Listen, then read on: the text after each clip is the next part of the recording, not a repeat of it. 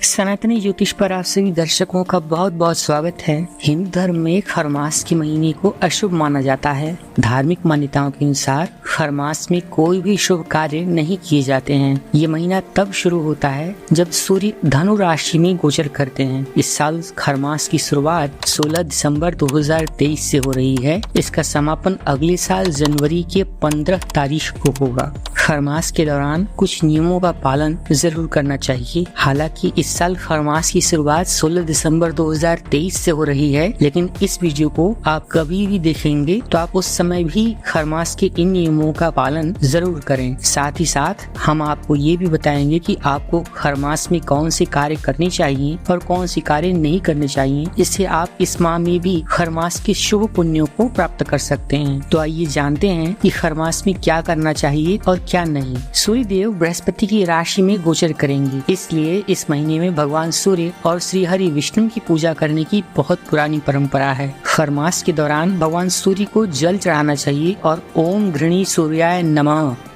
ओम घृणी सूर्याय नमः इस मंत्र का जाप करना चाहिए। साथ ही साथ जिन लोगों की कुंडली में पितृदोष है, उन्हें अमावस्या के दिन घर पर ब्राह्मण भोजन का आयोजन करना चाहिए और उन्हें सम्मान पूर्वक भोजन कराकर वस्त्र का दान करना चाहिए। साथ ही साथ खरमास के दौरान पवित्र नदियों में स्नान करना भी काफी शुभ माना जाता है। वहीं खरमास में क्या काम नहीं करने चाहिए उसके विषय में भी जान लेते हैं। खरमास को शुभ काल नहीं माना जाता है, इसलिए इस समय कोई भी शुभ कार्य नहीं किए जाते। खरमास में शादी नहीं की जानी चाहिए। इस महीने आपको नया घर खरीदने, कोई नई संपत्ति खरीदने या किसी नए व्यवसाय को भी शुरू नहीं करना चाहिए। इस माह नया वाहन भी खरीदना मना किया गया है और वहीं इस महीने में तामसिक भोजन या शराब आदि का सेवन करने से बचना चाहिए। वहीं अगर आप खरमास के माह में विवाह या सगाई का विचार बना रहे हैं तो उसे भी त्याग दें, क्योंकि पुराणों की ऐसी मान्यता है कि यदि खरमास की इस अशुभ अवधि में विवाह आदि किए जाते हैं तो व्यक्ति को दाम्पत्य जीवन में कई तरह की मुश्किलों का सामना करना पड़ता है। ऐसा माना जाता है कि इस दौरान किए गए रिश्ते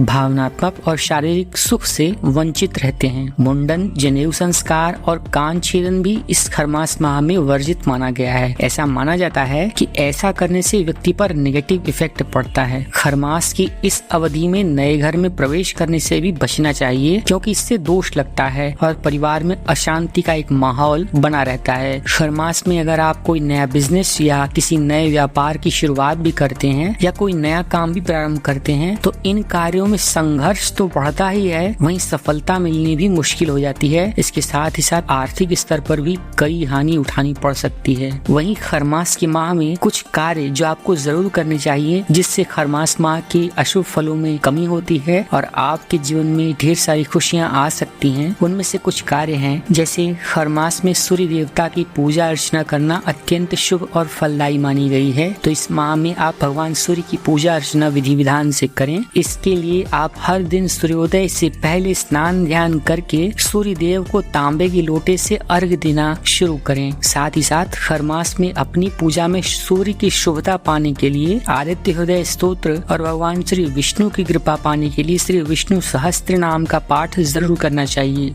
हमारे चैनल पर आदित्य हृदय स्तोत्र का पाठ भी किया गया है और उसकी लिंक हम अपनी डिस्क्रिप्शन बॉक्स में दे देंगे। हमारे दर्शक चाहें तो उस वीडियो को देख सकते हैं। साथ ही साथ खरमास में आपको अपने पिता, गुरु और गौ माता की सेवा करने से सौभाग्य में वृद्धि होती है। और खरमास में प्रतिदिन तुलसी जी की सेवा और पूजा करनी चाहिए। तुलसी जी को सांझ के समय दीपक जरूर जलाएं और तुलसी जी के साथ साथ यदि संभव हो सके तो भगवान शालिग्राम को भी जरूर प्रणाम करें। खरमास के इन दिनों में भगवान सूर्य और गुरु ग्रह के मंत्रों का अधिक से अधिक बार जप किया जाना चाहिए। तो कुछ इस प्रकार से हमने आप सभी के समक्ष खरमास माह में क्या करना चाहिए और क्या नहीं उसके विषय में बताया। अब आइए जान लेते हैं कि तुलसी जी के संबंध में आप खरमास माह में क्या करेंगे और क्या न करेंगे। खरमास के दिनों में नकारात्मकता ज्यादा होती है, इसके प्रभाव भी ज्यादा ही होते हैं। तो ऐसे में आप तुलसी में जल अर्पित करके इस नकारात्मक प्रभाव को दूर कर सकते हैं। जल अर्पण करने से माता लक्ष्मी भी प्रसन्न होती हैं और घर में सुख समृद्धि बढ़ती है। लेकिन खरमास के दिनों में भूल कर भी तुलसी के ऊपर सिंदूर या कोई अन्य पूजन सामग्री न चढ़ाएं, इसका विपरीत असर पड़ सकता है। वहीं खरमास के दिनों में